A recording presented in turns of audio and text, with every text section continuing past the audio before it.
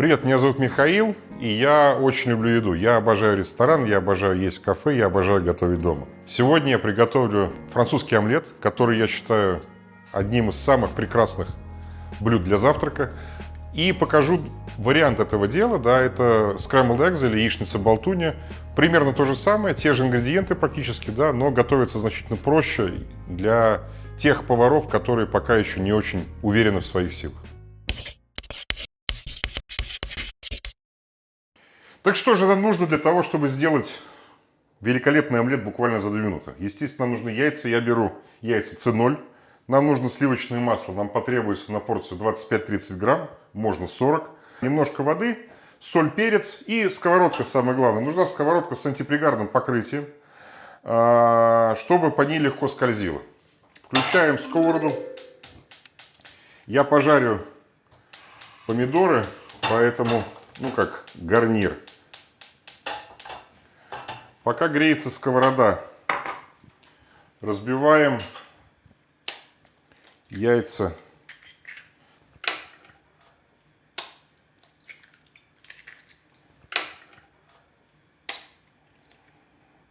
Так, добавляем немножко, совсем немножко воды, перец, соль. Я люблю солить много. Не нужно бояться соли, она дает вкус блюдам. И теперь энергичными движениями взбиваем яйца. Наша задача в том, чтобы разбился белок, а не в том, чтобы взбить это в какую-то воздушную пену.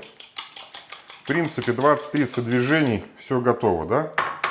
На маленькую сковородку немножко растительного масла, и я просто кладу сюда помидоры, чтобы они поджарились. На самом деле очень интересная вещь — это масло, да, потому что с ним можно играть. Если масло жарить дольше, то будет более насыщенный вкус, более ореховый, да. Но мы делаем пока базовый рецепт, здесь где-то 25 грамм. Вот оно начинает пузыриться, помидоры жарятся.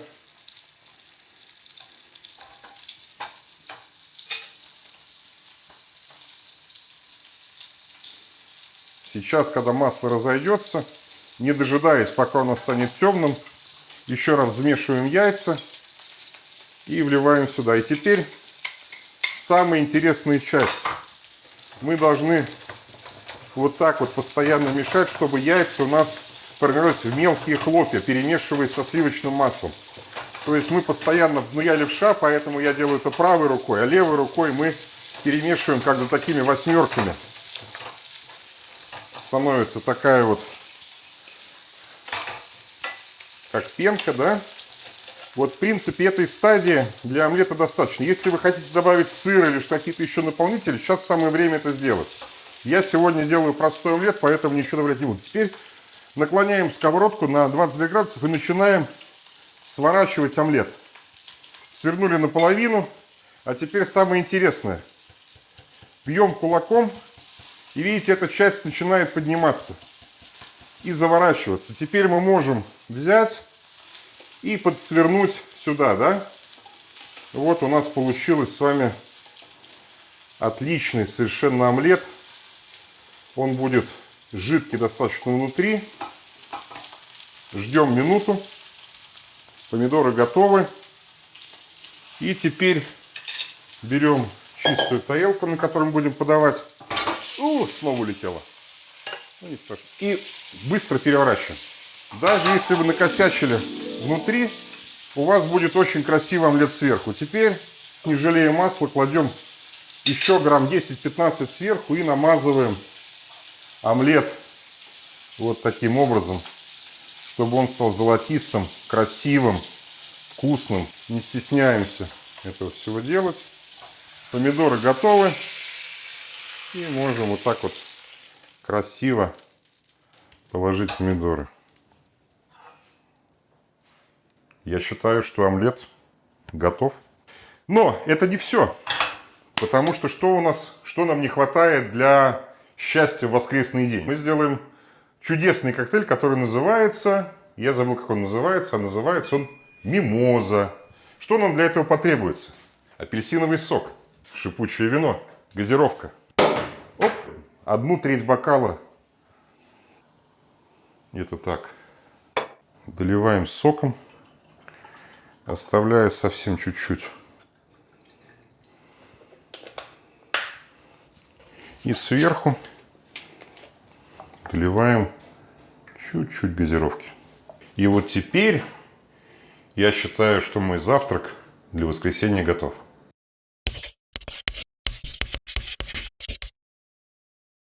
Вот какой у нас омлет получился. И попробуем.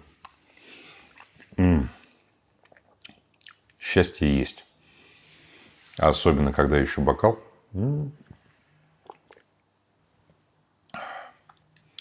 Как хорошо, что мне сегодня не надо на работу.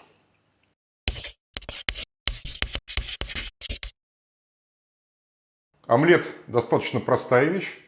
Когда вы сделали один, вы можете протереть сковородку тряпочкой и готовить второй, третий, четвертый, пятый. Но если вам неохота мучиться или вы боитесь, что вы пока еще не уверены, да, есть великолепное блюдо, которое имеет примерно те же корни, но переехало через пролив Ла-Манш, да, оказалось в Англии и стало называться Scrambled Eggs. А по-нашему, по-русски, яичница-болтунья. Нам потребуется опять яйца, 2 яйца на порцию. Нам потребуется также много сливочного масла. Кроме того, я сделаю гарнир. Будут помидоры, как в первый раз мы делали, грибы, грудинка свиная, ну и так как мы в Англии, типа, то кровяная колбаса. Я кровяную колбасу очень люблю. Нам потребуется также соль, перец, естественно, и немножко сметаны. Сначала мы начнем с гарнира. Да, включаем плиту, добавляем немножко растительного масла и кладем веточку. Ну, сделаем на 2 порции, но можно делать 4, 5, 6 порций. Кладем помидоры, кладем грибы. И сейчас я порежу. Я люблю резать достаточно толсто. Толсто я режу где-то 5-6 миллиметров грудинку и где-то 1,5 сантиметра колбасу. Так.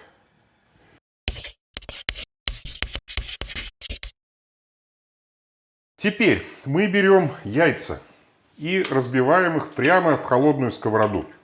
В отличие от омлета, сковороду нагревать не надо, яйца заранее взбивать не надо. Это блюдо великолепно готовит Гордон Рэмзи, и, собственно говоря, его рецепт я брал за основу. Да? Вот у нас 4 яйца. Теперь нам нужно взять где-то 50 грамм масла, и мы берем кубиками его, бросаем также сюда. У нас основа готова для того, чтобы мы включали газ. Теперь меняем местами, чтобы было удобнее, да?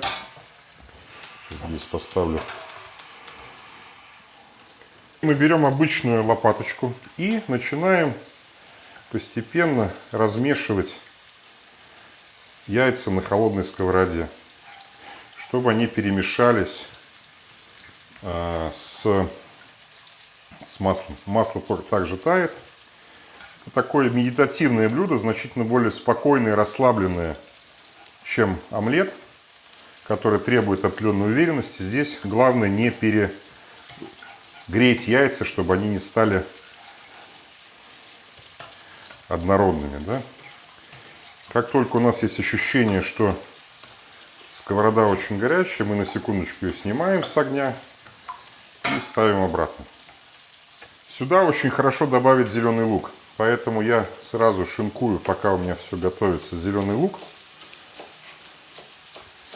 тонкими кольцами. Проверяю, как у меня греются яйца с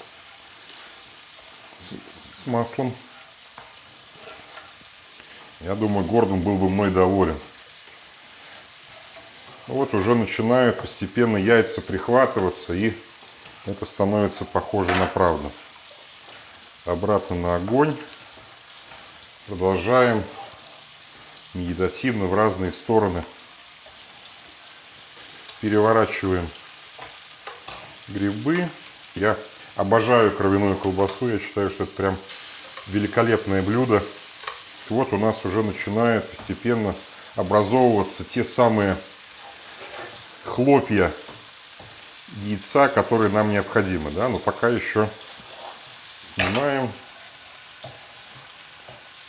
Вот такой воскресный день. Не торопясь, спокойно мы это готовим.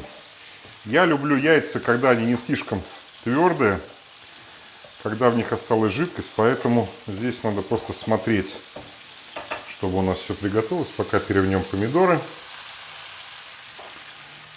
и продолжаем следить за яйцами. В принципе, вот уже сейчас я считаю, что вот эта стадия достаточная для болтуньи.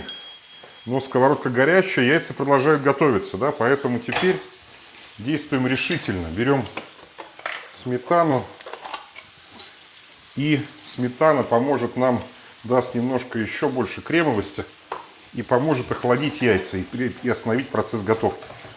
И достаточно смело перемешиваем. Теперь самое время добавить лук. Такая красота. Перец. Соль.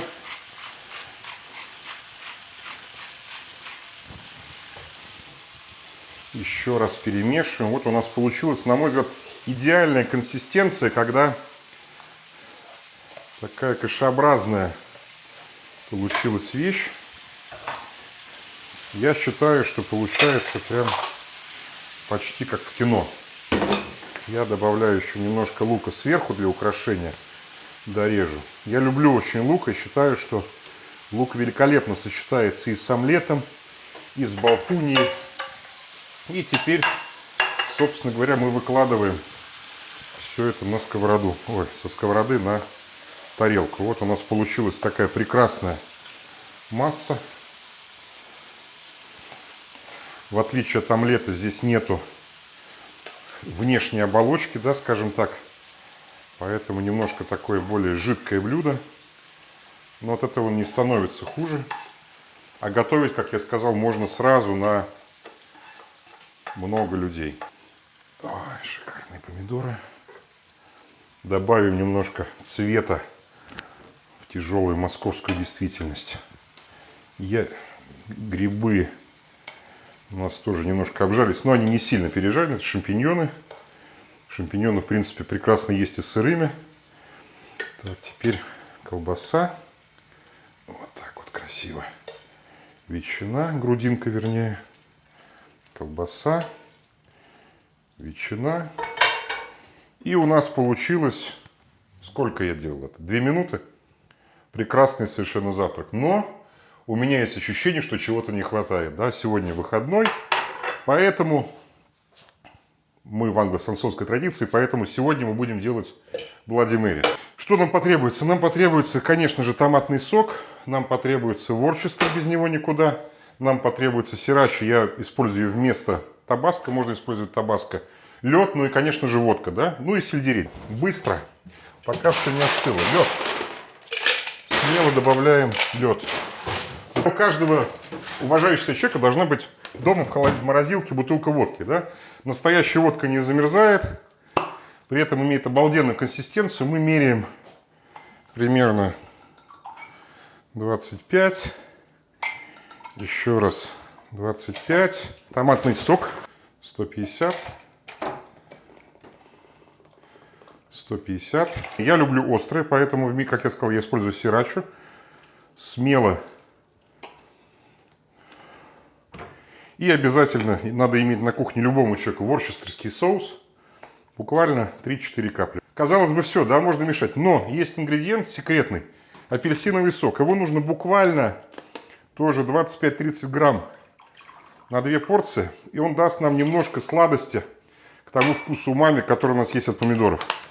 Вот теперь берем и опять-таки перемешиваем. Перемешиваем, перемешиваем, перемешиваем. Волшебство.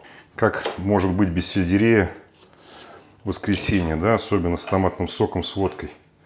И теперь аккуратненько, ну, кому нравится со льдом, можно не сцеживать, как я сцежу. Я люблю, когда на зубах не скрипит. Поэтому вот так медитативно тоже наливаем. Вот глаз алмаз. Вот теперь мы по-настоящему готовы к нашему воскресному завтраку. И вот это вот реальное счастье.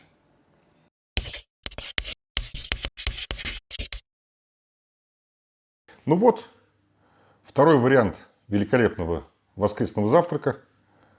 Яичница болтуни, scrambled eggs, помидоры жареные, грибы жареные. Попробуем. Яйца получились очень нежные, сливочные. Лук придает такой запах весны. Я прямо просто обожаю это блюдо.